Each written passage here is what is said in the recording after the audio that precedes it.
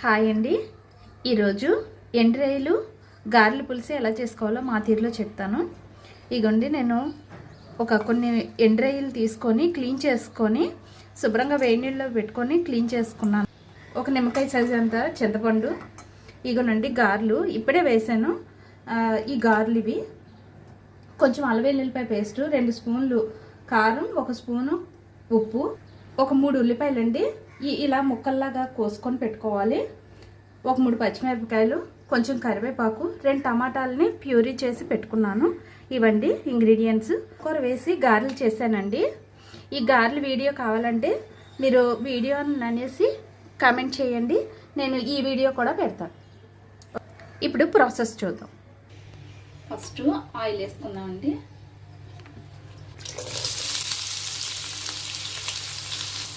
ఇగోండి, ఉల్లిపాయలు వేసుకున్నాం కదా, బాగా కలుపుకొని బాగా మగ్గబెట్టుకోవాలన్నమాట. కొంచెం బ్రౌన్ కలర్ వచ్చే అంతవరకు కూడా బాగా మగ్గబెట్టుకుంటాం. ఇగోండి, చూసారు కదా, ఇలాగా ఈ బ్రౌన్ కలర్ రావాలన్నమాట ఉల్లిపాయలు. ఇప్పుడు మనం అల్లం వెల్లుల్లిపాయ పేస్ట్ వేసేద్దాం. పచ్చివాసన పోయే వరకు చూసుకోవాలి. ఇప్పుడు ఉప్పు కారం వేసేద్దాం.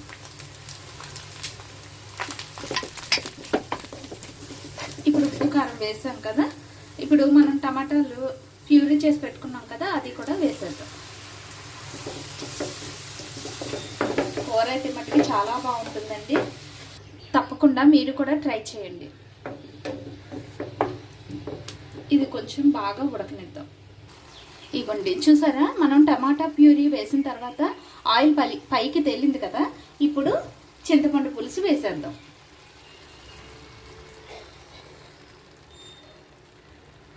చింతపండు పులుసు వేసుకొని బాగా కలిపి ఒక గ్లాస్ నీళ్ళు పోద్దాం.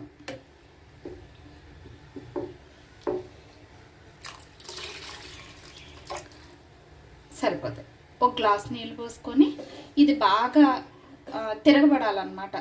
బాగా ఎసరు మరిగిన తర్వాత అప్పుడు మనం గారెలు వేద్దాం. ఇందులో మీకు డౌట్ రావాలి కదా, ఎండ్రాయిలు గారెలు అని చెప్పాను, ఎండ్రాయిలు చూపించలేదు. మీకు ఎండ్రాయిలు తర్వాత చూపిస్తాను. ఇప్పుడు పులుసు మరుగుతుందండి.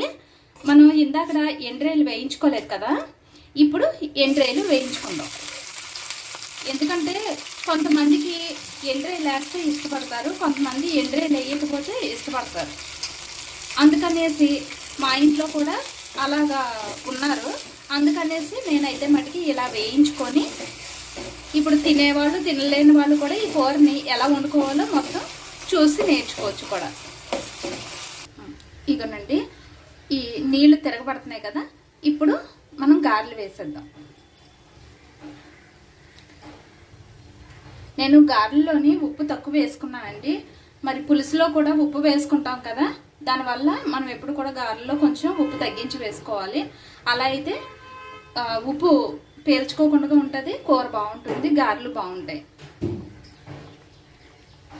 ఒక 5 నిమిషాలు ఇలాగా ఉడికించుకోవాలి. మూత పెట్టుకొని గరిటె పెట్టి కలపడం కానీ ఏమీ చేయకూడదు. 5 నిమిషాలు అలాగా ఉడికించుకోవాలి గారెల్ని. చూసారా, ఇక ఇప్పుడు కొత్తిమీర కరివేపాకు వేసేద్దాం. వేసుకొని జాగ్రత్తగా కలుపుకొని, ఎందుకంటే గారెలు విరిగిపోతాయి కదండి.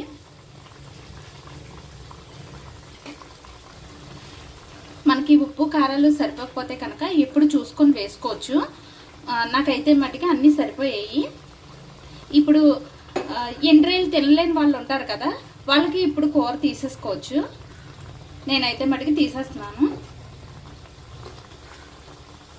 కొంచెం కూర తీసేసి అప్పుడు కలుపుతాను ఎండ్రాయిల్ని. ఇగోండి, ఎండ్రాయిలు ఇలా వేపుకోవాలి. మీకు ఇందాక చూపించాను కదా, ఈ ఎండ్రాయిలు వేసిన తర్వాత బాగా ఒక ఉడికిన తర్వాత అప్పుడు స్టవ్ ఆపేసుకోవడమే. పులుసులోకి చక్కగా ఈ ఎండ్రాయిలు బాగా ములిగేలాగా మనం పెట్టుకోవాలి. ఇది ఒక ఉడికిన తర్వాత తీసేసుకోవడమే. ఇదిగోండి, కర్రీ అయిపోయింది. స్టవ్ ఆపేస్తున్నాను. ఇదిగోండి కూర రెడీ అయిపోయింది కదా. ఇది ఎండ్రాయిలు వేసింది, ఇది ఎండ్రాయిలు వేయలేంది. ఇది కూర అయితే మటుకు చాలా బాగుంటుంది. పిల్లలు పెద్దలు అందరూ కూడా ఇష్టంగా తింటారు. ఒకసారి మీరు కూడా ఈ విధంగా మీరు కూడా ట్రై చేయండి. ట్రై చేసి మీకు ఎలా వచ్చిందో నాకు కమెంట్ చేయండి. లైక్ చేయండి, షేర్ చేయండి. మరికొన్ని వీడియోస్ కోసం ఆహా పోపులపేటని సబ్స్క్రైబ్ చేయండి. Thank you for watching.